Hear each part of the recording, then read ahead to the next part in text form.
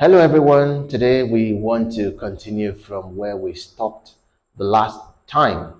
And if you would recall, or let me give you a rapid summary, we talked about the scale of linguistic elements in English, and we discussed phoneme, which happens to be the least. And we said the combination of phonemes, which represent sounds. You have different sounds in English. You have s, you have sh, you have f. The combination of these phonemic sounds will produce morphemes, and the combination of morphemes will produce syllable. The combination of syllables will give you words, and words happens to be the smallest unit of language which can express meaning in isolation. And we said the last time that we would start from there because I believe that if anyone would understand anything about a particular language, precisely English, you will need to start from word level. When you understand words, you'll be able to know how to apply them. And then, sequel to that, we talked about the classes of words that in English, every word you speak, every word in English has a specific class or part. That is why it is referred to as classes of words or parts of speech. And last week, we gave 9 classes because all the classes of words you have in English can be divided into 9. And these 9 are noun, verb, pronoun, adjective, adverb, preposition, conjunction, interjection, and determiner. And that last week, we said that these 9 can be divided into 2. You have vocabulary words and you have grammatical words. Under vocabulary words, we have noun, we have verb, we have adjective, we have adverb. While under grammatical words, you have pronoun, you have preposition, conjunction, interjection, and determiner. And talking about the vocabulary words, if you're trying to build words, if you want to learn more about words, if you want to upgrade the words you know, of course, these are the words, these are the parts of speech you're going to build upon because all these grammatical words are really, they are precise. For example, you may not have another word to replace the word the, for example, the. It is precise, but you can have words for, you have more words to replace a particular word. If that word is a noun, for example, you can say that I know of a young lad, and you can also say I know of a young boy, boy, lad. That is a noun. So you can have another word to replace that. So if you're building your words, if you're building your vocabulary, these are the words you're going to add to the words you have already known. Now, if you're going to understand how English works, if you're going to understand how to apply English via your writing or speaking, it is very important as a learner, as a beginner, that you understand that each word has a class. And when you understand the class that each word belongs, it will be very easy for you to understand how the word operates or how it functions. And to begin with, we have told you that we are going to pick it from the very beginning so that it will be very easy for you to understand and assimilate. Now we are going to begin from the first word class, and that is noun. I want to believe that so many of you might have read, probably you have read something about nouns or you have heard something about noun. But whatever it is you have learned, just try to listen because I want to make it very easy for you to understand. When you're talking about noun, when someone asks you, what is a noun? You might have a particular definition. There is a traditional definition of what a noun is, and that is why you hear something like a noun is the name of any person, animal, place, or thing. But I want to tell you something because I want you to understand very well. Now, when you're talking about noun, I have a very short definition for noun, and that is because I want to make it so simple and at the same time detailed so that you will understand every bit of what noun is. Simply put, I have here that a noun is any word that gives naming identity. That is a simple definition. Any word that gives a naming identity. How? For example, think about it like this. What am I holding? I'm holding a marker. This thing has an identity. And that identity, the first thing you could think of would be a marker. Marker is a noun. As long as you can connect an identity or a name to a particular thing, to a person, animal, place, thing, anything, as long as that thing has a name that gives it identity, that thing is a noun. For example, this is something. What is this thing? This thing that has white platform. What is this thing? It is called board. Board is a noun.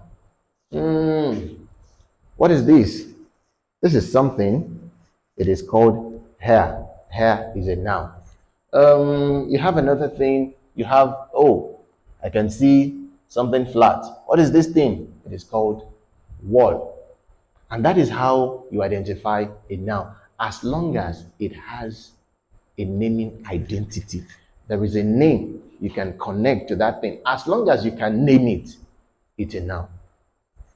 Do you understand? And that is why I've said I have decided to make the definition so simple. A noun is any word that gives naming identity. If you can name it, no matter what it is, it's a noun. Now, talking about now, we have further explanation here that they exist by types and forms. In other words, you have forms of noun and you have types of noun. And before we go to the forms, we're going to see the types. And here we have different types of noun. Different types of noun. And the first one is we have proper noun, you have common noun, you have abstract noun, you have collective noun, you have concrete noun, you have count nouns and non-count noun. Some people may refer to this as countable nouns and uncountable noun, whichever it is, non-count noun or countable noun, and count nouns or countable nouns, and non-count noun or uncountable noun. So these are the types of nouns that we have. Well, if you read further, or someone probably tells you that we have just two types of noun, we have proper noun and common noun, that person is correct actually. So don't be confused. Actually, we have two types of noun. If a noun is not proper, it is common. So under common noun, you have every other part of noun. But for the purpose of this class, because I want you to understand this thing very clearly, that is why we've decided to divide every part of the noun. So we have all these 7 types of noun. And the first one we are going to dissect is proper noun. And when you hear the word proper noun, so many people tend to have difficulty identifying what a proper noun is. Now, what is a proper noun? We have said that noun is any word that gives naming identity.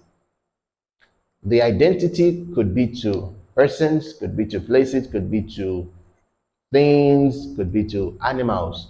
As long as you can see that thing or you can see that person and you can give that person an identity, a specific identity, that is a noun. You're seeing, you're feeling something is blowing, something is blowing. What is this thing that is blowing? It is called air. Air becomes a noun. This thing is blowing heavily. Oh, this one, it is wind.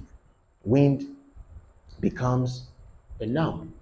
Do you understand? I'm seeing something so big and that thing keeps moving on the sea. What is it called? It is called ship. This is just to buttress the point that anything you can connect naming identity to, it is called a noun. Now to the first one, proper noun. What is proper noun?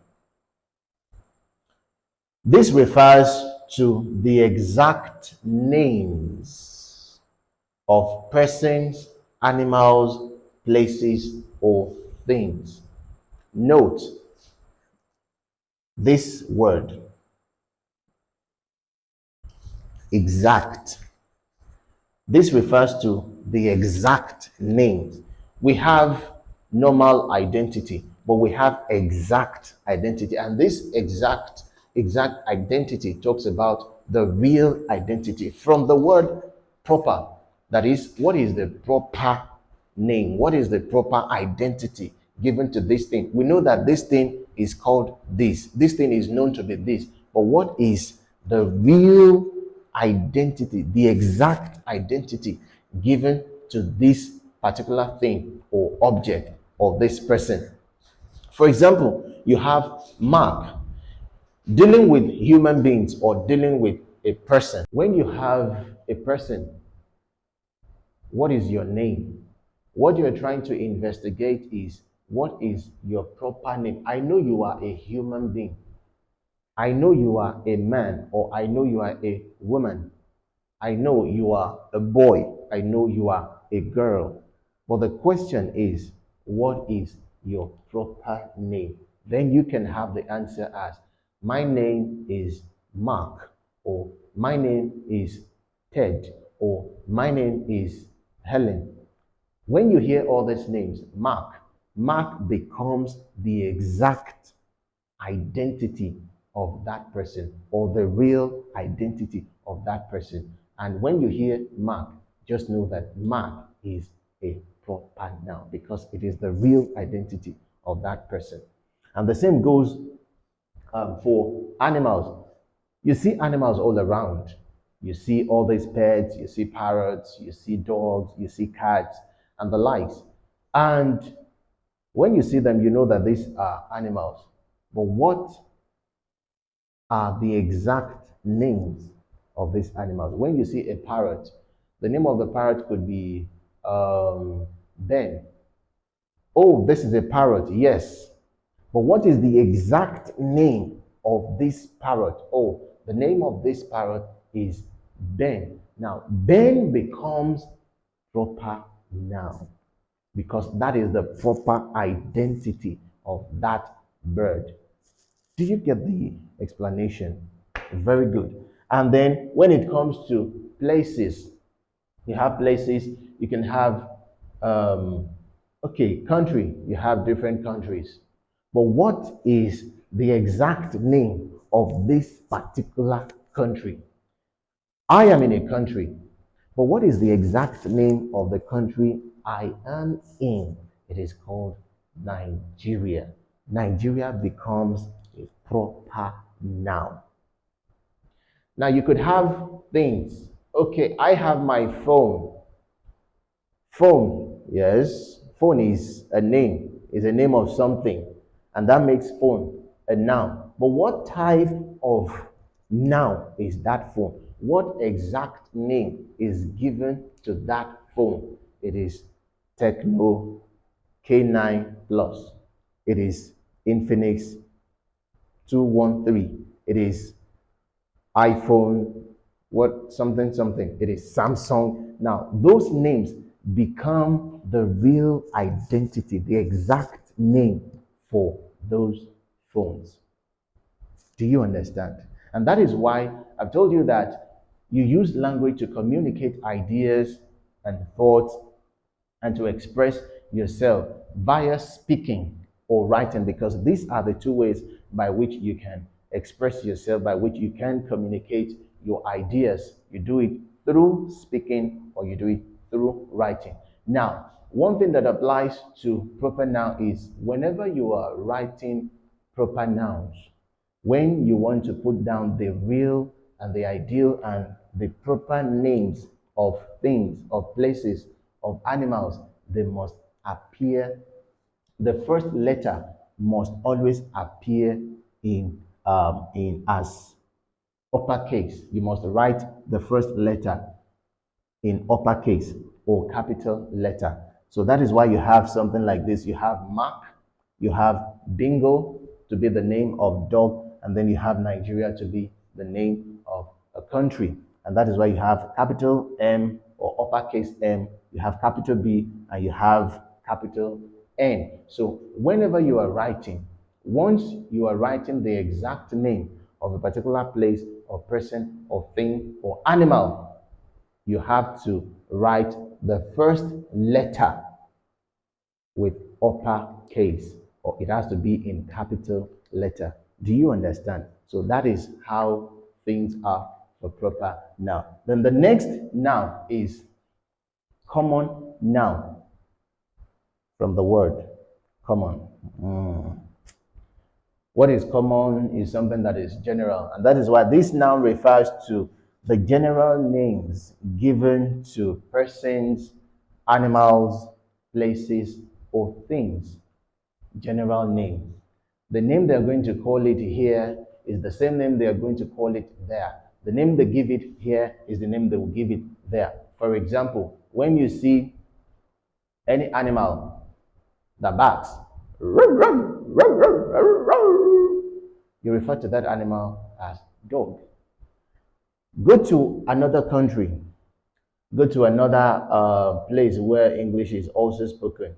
When you hear that dog, when you see that animal do the same thing, you refer to that animal as dog.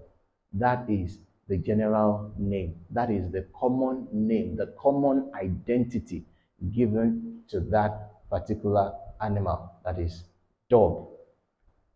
But when you're talking about the real name, don't confuse this. The common name is dog, but the real name would now be Fred. Now, Fred becomes a proper noun, but here we're dealing with common noun. So whatever whatever common name that is given to a particular thing makes it common. For example, when you say dog, oh, that's a dog. Oh, that's a cat. Oh, that's a chicken. When you can name whatever name you give to that animal or to that thing, that is not the ideal or the exact or the real identity given to that thing or animal, then you are dealing with common noun. And that is why you have something like pilot. Pilot is a person, but that pilot has a real name, and that real name becomes a proper noun. But you're looking at this pilot, oh, that's a pilot. If another person should see the pilot, oh, that's a pilot. If another boy sees the pilot, oh, that's a pilot. So pilot becomes a common identity. It's a common name. It's like a general identity given to that person. And when you see an animal, you see a cat, oh, that's a cat. Another person comes, that's a cat. Another person comes, oh, that's a cat. But nobody knows the real name of that cat. And the name of that cat would be Eddie. So Eddie becomes the exact name of that cat. So Eddie becomes what? Proper noun or common noun? Proper noun. But cat remains the common noun given to that animal. And then when you go to a place, oh, I'm going to, where are you? I'm in town. You, I'm in town. I'm in town. Town. Town becomes a place. It's a common name, but it is not the real name. The name of the town could be let's say you have, could be Dane Town. So when you have Dane Town, Dane becomes the real name of that town, whereas town is just the common name. Do you understand? So that is how it applies. And then when you have object, maybe thing, you have something, you have a book on the table, a book. If anybody sees a book, anybody can refer to that as a book. Another person sees that a book. But what is the real name of that book? Maybe the real name of the book is Apex Book. Apex becomes the proper noun because that is the proper name. But book is general. So whatever general identity people can give to something is what makes that thing common, and that is what makes it a common noun. But when you are talking about the real identity, the exact name of that thing, it becomes proper. And when you are writing, you want to communicate via writing, you do not write common noun with capital letter. You do not begin the letter that begins a common noun with capital letter. And that is why you do not have something like that here. You see pilot, lowercase p, but you see mark as uppercase M. So this is where we're going to stop today. We've been able to talk about nouns and types of nouns, and we've been able to talk about two types of noun, proper noun and common noun. So we are taking it very slowly so that you'll be able to understand and to get whatever it is we have to offer you. So next time we're going to continue from here. If you have not subscribed, do subscribe so that you will get notification when we upload another video. See you next time. Have a good